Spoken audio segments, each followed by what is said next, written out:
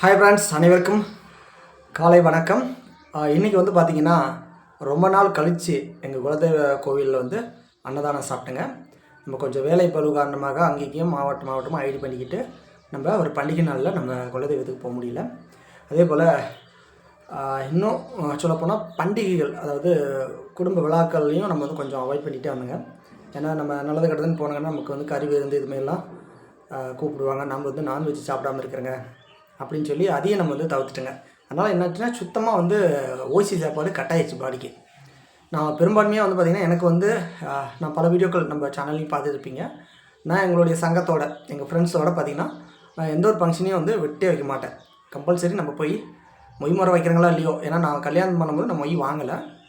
அதனால் வந்து பார்த்திங்கன்னா வளகாப்பு தவிர்த்துட்டு மற்றபடி எதுக்கும் நான் வந்து மொய் வைக்கிறதில்ல. மற்றபடி ஆனால் வந்து கூப்பிடுவாங்க, நம்மளும் போவோங்க, பசங்களோட போய் சாப்பிட்டு வருவோங்க.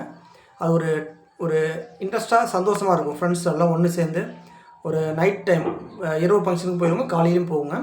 இரவு போயிட்டு நல்லா சாப்பிட்டு அங்கேயே நாய் பேசிட்டு மறுபடி வந்தும் வீட்டுக்கு வராமல் பிள்ளையார் கோயிலையே என்ன கோயிலையே நம்ம உட்காந்து பேசிகிட்டு இருப்போங்க. நல்லா மகிழ்ச்சியாக போயிட்டு இருந்துச்சு அந்த டைம்லாம்.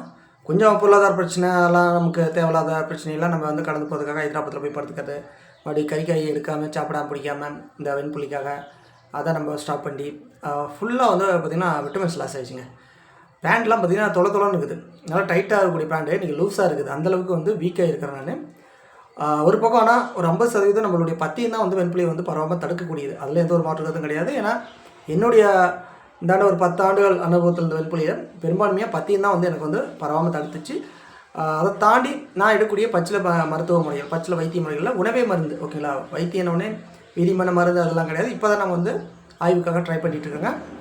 மற்றபடி ஆயுர்வேத கேப்சூல் ஒரு டைம் நம்ம வந்து சாப்பிட்டு ரிவ்யூ பண்ணாங்க, அது கொஞ்சம் வேலை செஞ்சு. மற்றபடி பத்தியம் இருப்பேன். பத்தியம்னா சூப்பர் ஃபுட்டோடு சேர்ந்து பத்தியம் அவாய்ட் பண்ணிக்கிட்டே தான் இருக்கணும்லாம் கிடையாது. நல்லது கிட்டதுன்னு சாப்பிட்ணும். அதை தாண்டி நம்ம ஆகாரத்தை கட்டாயம் விடணும். ஒரு சில விடயங்களை மட்டும் விடணும், இதெல்லாம் குறைச்சி எடுத்துகிட்டால் போதும். இப்படியே வாழ்க்கை போச்சு. நல்லாவே வந்து கண்ட்ரோலில் இருந்தேன். ரெண்டாவது ஒரு சில இடங்கள்லாம் குணமும் ஆச்சு.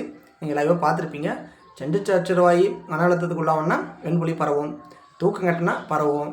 வெளியில் போய் வேலைக்குன்னு போகும்போது அங்கே வந்து பார்த்திங்கன்னா ஹோட்டல் சாப்பாடு எதுவுமே இருந்தால் செட் ஆகிறதில்ல. வீட்டில் கூட ஆகாரத்தை கூட ஏதோ டைம் நம்ம சாப்பிட்டுடலாம். அதாவது நம்மளா வீட்டில் ப்ரிப்பேர் பண்ணுறது ஆர்கானிக்காக இருக்கும். ஆனால் வெளி ஃபுட்டு, ஹோட்டல் ஃபுட்டுங்கிறது வந்து உண்மையிலே வவுறுக்கெல்லாம் எரியுது. எப்படி தான் வந்து விடாமல் சாப்பிட்றாங்களே. நமக்கு வந்து பார்த்திங்கன்னா அது அப்படியே பழகிட்டேன். நம்ம வந்து கடை உணவுங்கிறது வந்து என்னால் வந்து முழுமையாக எடுப்பேனா நானே எடுக்க மாட்டேன். இந்த வெண்புலிக்காக தவிர்க்கணும் அப்படிங்கிறதுனால வருத்தம் அப்படிலாம் எதுவுமே கிடையாது. ஒரு நாள் நம்ம நேற்று வேலைக்கு போயிட்டு வந்து பார்த்திங்கன்னா ஹோட்டலில் குஸ்கா 2 நாள் சாப்பிட்டேன்னு நினைக்கிறேன். குஸ்கா சாப்பிட்டோன்னே அப்படியே வவுறு வயலாம் வெந்துருச்சு. அது வந்து எனக்கு ஒரு இன்ட்ரெஸ்ட் பிடிக்கல. மற்றபடி வந்து ஃப்ரூட்ஸ், புளிப்பான ஃப்ரூட்ஸ்லாம் நான் விட்டேன்னா கொஞ்சம் மனசு வீக்காகும். ஏன்னா எனக்கு ரொம்ப பிடிச்சது உசுறு. தனி மீன் விரும்பி நான் மீன் வேணுமா எனக்கு கொஞ்சம் மனசை உறுத்தும். மற்றபடி chicken biryani, mutton biryani, mutton அது இதெல்லாம் நமக்கெல்லாம் ஒரு இன்ட்ரெஸ்ட்டும் கிடையாது. நமக்கு புளி சாதம் போச்சுன்னா வருத்தம், தயிர் சாதம் போச்சுன்னா வருஷம், ரசம் பெரும்பாலுமே எனக்கு இன்ட்ரெஸ்ட் இருக்காது. ஆனால் தயிர் சாதம், லெமன் கூட வேண்டாம், எனக்கு லெமனும் பிடிக்காது. புளி, தயிர், மீன் ரொம்ப ரொம்ப உசுறு. அடுத்ததாக தான் மாங்காய் சாப்பிடுவோம் புளிப்பில் கொஞ்சம்.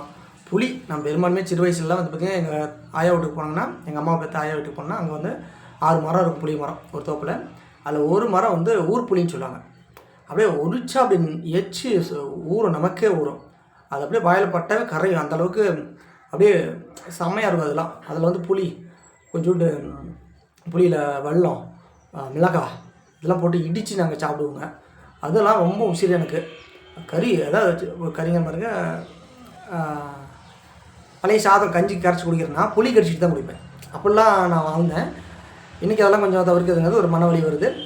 அதை பற்றி இனி நம்ம நினச்சி ஒன்றும் பிரச்சனை இல்லை. ஆனால் கொஞ்சம் வயதாகவே நமக்கு வந்து நோய் சக்தி அது அவசியங்கிறதுனால பாடிக்காக கொஞ்சம் விட்டமின்ஸ் இன்க்ரீஸ் பண்ணுறதுக்காக ஏன்னா தந்தனாச்சு நம்ம வந்து சாப்பிட்ணும்.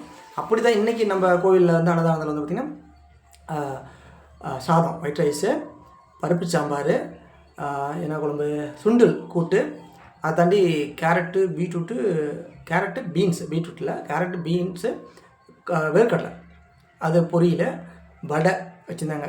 சும்மா மூக்கை முட்டி சாப்பிட்டாச்சு. லாஸ்ட்டாக அல்டிமேட்டு தயிர்னால் தனியாக இருக்கணும். ஆனால் தயிருங்க மாதிரி மோரை வந்து தயிராக கொண்டு வந்து வச்சுருந்தாங்க. செம்மையாக இருந்துச்சு. ஒரு 3 கரண்டி ஊற்றி ஃபுல்லாக மூக்கை முடிக்க சாப்பிட்டேங்க. அதாவது உட்கார கூட முடியல, நெஞ்சுக்கிட்ட இருக்குது. இன்றைக்கி தான் பல மாதங்கள் கழித்து அன்னதானம் கோவிலில் அன்னதானம் நம்ம கூட இப்போ வள்ளலார் கோவில் போய்ட்டு தான் அங்கெல்லாம் சாப்பிட்டோம் பிடிச்சிங்க.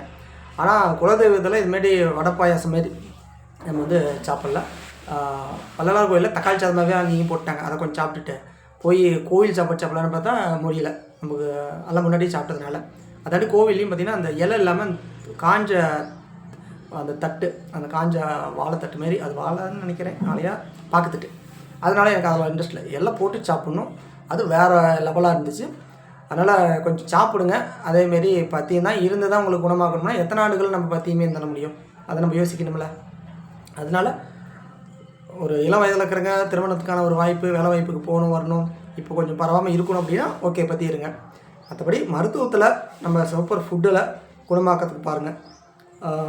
மற்றபடி வெறும் பத்தியமே தான் இருக்கணும்னா காலம் முடிச்சு நம்ம பத்தியத்தோடு இருக்க முடியாது. இன்றைக்கி பற்றி இருக்கிறங்க நல்லாவும் நாளைக்கு விட்டுட்டா வந்துடும்ல, ஓகேங்களா? அப்போ அதுக்காக எல்லாத்தையும் விடாமல் நாளை மற்ற உறுப்பு வாய்ச்சிச்சுன்னா அதுக்காக மறுபடியும் மீண்டும் எடுக்கிற மாதிரி வந்துடும்னா நல்லதை வந்து அதிகப்படுத்துங்க, தீமைகளை கொஞ்சம் நம்ம மற்ற தேவைக்காக கொஞ்சம் சாப்பிடுங்க என்று சொல்லிக்கொண்டு இந்த வீடியோவில் விடைபெறுவது நான் உங்கள் பிபி. நன்றி, வணக்கம்.